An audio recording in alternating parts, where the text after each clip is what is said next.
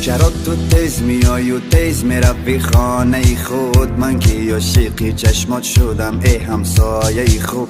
تو مثل پرنده ای پل میزنی روی دلم، هر روز نگاه میکنم کی برای از لانه خود. ای خدا چی شد با من مگر شدم دیوانه؟ ای خدا چی شد که من دیدم چونین پروانه؟ از دوری ها نظارتش میکند چشم دلم، تا نداند که دارد مرا همسفر همسایه. بگو چی کار بکنم که شنوی حرفایم؟ همسایه برون برا که دلم تو را میخواد هر ثانیه.